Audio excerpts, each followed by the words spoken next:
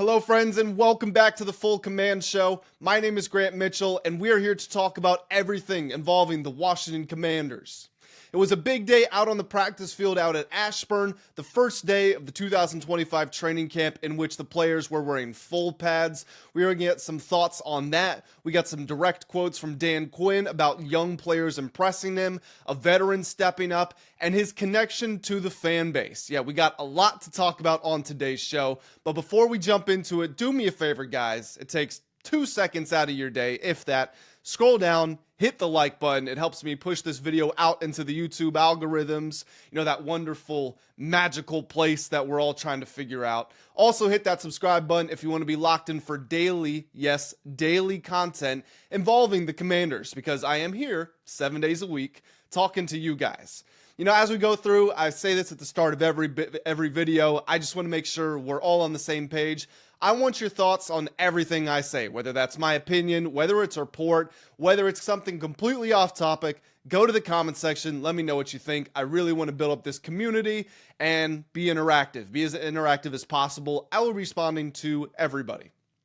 Okay, so with that out of the way, yes, it was the first day in pads, and Dan Quinn said that he was going to be looking for a couple of specifics, the big one being the line of scrimmage work.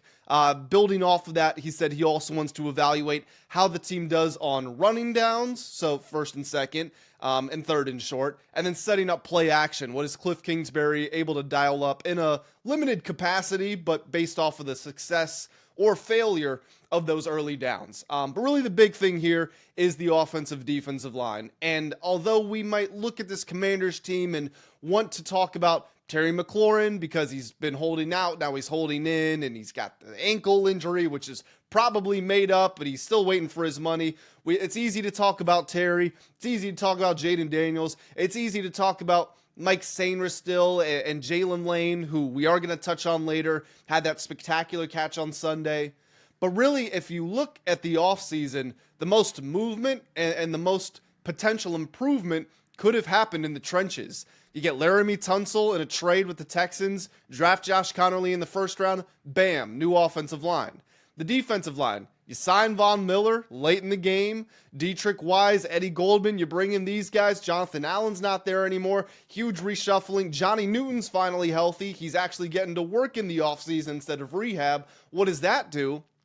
Again, it's not sexy, it's not going to be the headlining event of the training camp, but it is really going to show what is this team going to look like in the coming months. And I'm not saying day one of training camp is the end-all be-all, and we're going to know the rotations, and maybe we overpaid for Tunsil. No, that's not what I'm saying. But with the pads on, we're finally going to get a look at that. I can tell, relatively speaking, what a quarterback looks like in a padless 7-on-7. Receivers, can you catch the ball or not? It's obvious. Corners, can you play sticky coverage? Are you able to stay attached to the receiver? All that's easier to evaluate without pads. This is the first look at the lines, and I am really excited. Also, kind of going off of what Dan Quinn said here, the importance of looking at running downs and how does that set up the play action, that's also something that I'm really interested in. And I'm not saying the answers will come from this training camp practice. But when I think back to the Commanders' big games where they lost last year, so games like the Steelers game, the Eagles on Thursday night, and then the Eagles in the playoffs as well, those big moments, the thing that really slowed the offense down was the running game couldn't get going. The opposing teams were winning with 4-man fronts, and they were able to just drop back in coverage. With Tunsil and with Conerly and with maybe Krosky Merritt plays a role, maybe not, but B-Rob is healthy, and just the general improvements in year two, the continuity of the system. As much as I would love to see Jaden Daniels go for 50 touchdowns and win MVP, I would rather see 2nd and 8 turn into 2nd and 5 and 3rd and 6 turn into 3rd and 2. Because if you can win those early downs, I talked in my video yesterday about field position being like a constant war. If you're not getting into the end zone, well, how far are you pulling the imaginary rope? Or I guess I should say pushing the imaginary rope. It's the same thing within that micro set of 4 downs to get a first down. If you're not picking up the first down, how close are you? Because that makes your upcoming job, which is just the next play, it can make it easier or it can make it more difficult. And the Commanders, although they were good for the most part with their field position, they really relied on that historic performance on fourth downs, and it's just not a sustainable long-term way to succeed. So, again, I just think DQ hit the nail on the head there. He also said that the Commanders will start their kickoff and kick return work. That's going to be cool because Jaylin Lane seems to be the guy for the return job. Adam Peters said when he called him on draft night, he was the best returner in the class. It just makes too much sense there, especially with the speed that he has. Maybe it's him, Luke McCaffrey working in. I know Austin Eckler had those 2 concussions last year, so maybe they're going to get him off of kick return duty would be my assumption, but I've been wrong before, and maybe I'm wrong here again. Let's move on over to the defense here because Dan Quinn started his press conference today on Monday morning saying that no position group had outshone another. But when he was asked about the play of cornerback Trey Amos, the rookie from Ole Miss, he said, and this is a direct quote here, Dan Quinn said, quote, "Patience at the line of scrimmage," talking about the attributes that Trey Amos has. So many times you can get antsy and try to guess what their release is or a particular route, so having patience at that position is critical. You have to trust the technique. I think patience is definitely a good word for what we're seeing kind of from afar with Trey Amos. And to add to that, I would say it's refined. There's a calmness. You know, when you hear him talk in his interviews, he always says the phrase, "Stay cool, stay chill, keep it chill, blah, blah, blah, blah, blah." And that manifests itself with the way that he approaches the game. And I am not saying that shouldn't be expected because you want your second round rookie to be an early contributor. But if I look back at his college career, he played at 5 years, did 3 at Louisiana, but then he makes a stop at Alabama and he makes a stop at Ole Miss. That experience at the college level has definitely prepared him for the NFL.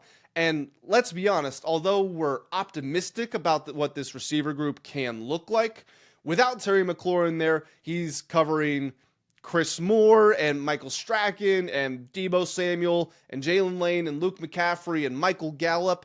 And if he's going to be a starting caliber player as a rookie, he should be, for the most part, locking up these guys. Again, no disrespect to those players, but he will face stiffer competition going against the ones of the other teams on the schedule, particularly in the NFC East. He's going to have A.J. Brown, Devontae Smith, George Pickens, CeeDee Lamb, and Malik Neighbors all on his schedule. So really, when Terry McLaurin inevitably does get back to practice, assuming the contract deal gets done, one of the biggest ways he'll improve the team is not just what he provides to the offense, it'll be getting those corners prepared for what they're going to see in these division games. But Trey Amos, look, I'm a massive fan of this guy. I can't wait to see him. 6 foot, 6'1", long, fast, strong, calm, experienced. He's made some plays, got a pick in training camp on that. Was it Friday? I think it might have been Friday he got the pick. I'm just excited to see him.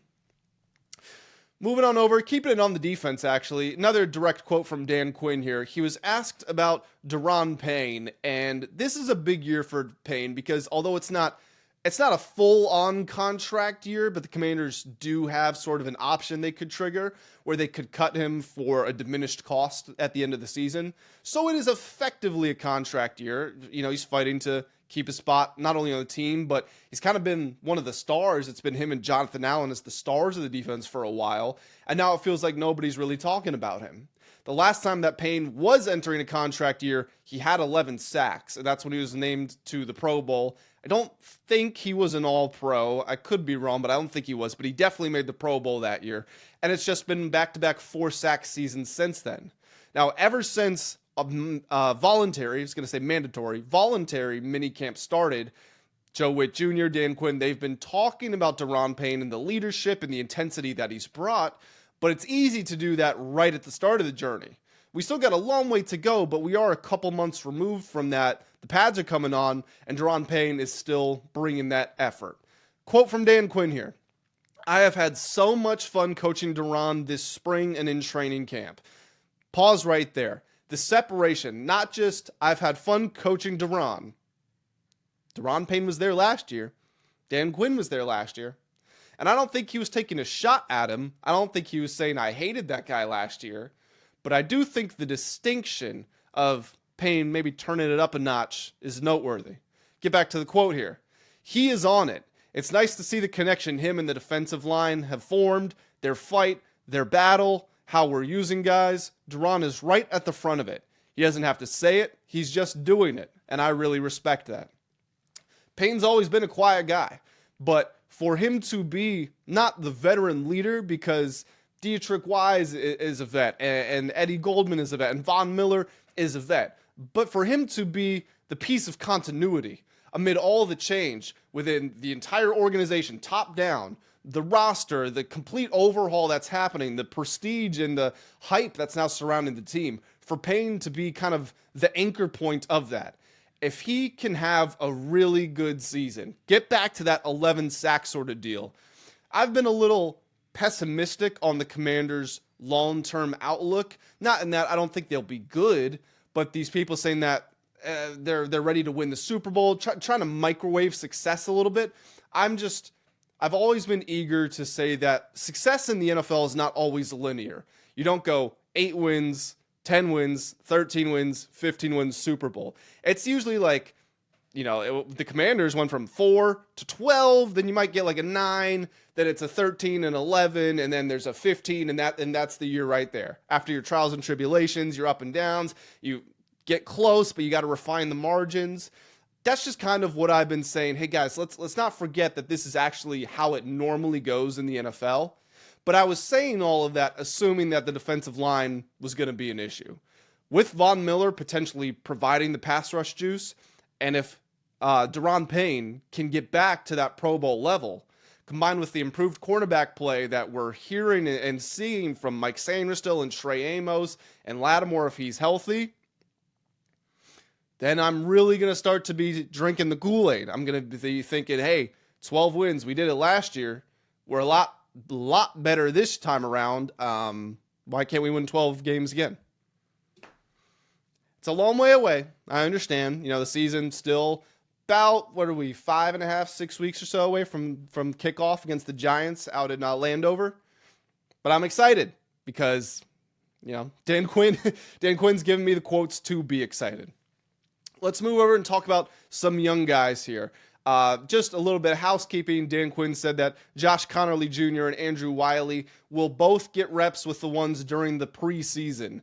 There was kind of a bit of what's the word I'm looking for? Not controversy, a bit of strife maybe, a bit of disagreement, disharmony between the fans online when Andrew Wiley ran out with the ones on the first day of training camp, not Josh Conerly.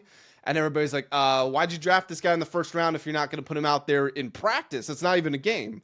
Well, pump the brakes. Let's remember Jaden Daniels was not the starter. There was an open competition between him and Marcus Mariota, and Mariota started day one getting the reps with the ones. You respect the players that have been there, and Wiley was a solid player for the most part last year. He definitely did his job. So I'm fine with him earning his respect. And I love to see that they will be intermingled throughout the preseason. I guess the big thing that DQ is doing is pouring cold water on any stories before they appear. And if Conerly's not ready, if he struggles against the two, then hey, he's 21 years old. He's not a red shirt. The concern was always his play strength a little bit. I'm sure he's bulking up and getting stronger in this weight room program, and he's a great kid, and I know that he's studying hard.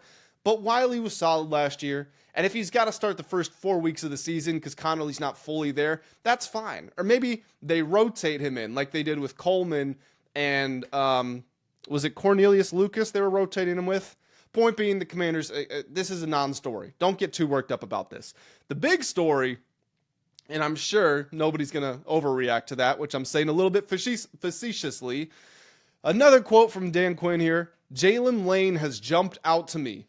You're finding out certain routes to certain players really matter. The connection between the quarterbacks, receivers, tight ends, depths, timing, their speed. This is where it goes down. But again, when I was talking about the importance of separating, when talking about Daron Payne, the spring to last season, he didn't just say all receivers, all tight ends. He mentioned them, but then said, Jaylin Lane has stood out to me. Is this a byproduct of Terry McLaurin not being there and him getting more opportunities? Yes, it is. Inevitably. Same thing with Ja'Cory Brooks, right? But for him, someone had to step up. Jaden Daniels had to throw the ball to somebody because Jaden's going to be good pretty much no matter who's around him. Now, he would be better with all pros, but if you're really, you're one established star and Terry's not there, and Jaden will make the players around him good. If Jaylin Lane is stepping up and emerging among the crowd, that means that he could be potentially setting himself up to be the starting slot receiver when the season starts. If we're to assume it's Terry over here as the X, Debo's the Z, maybe Jaylin Lane's in the slot. Like maybe he's already earned that opportunity. His route tree could be improved, his wiggle. I don't think he's a terrific separator from a route running technique standpoint. I just watched him a lot at Virginia Tech. I was actually there at school at the same time he was for a brief portion.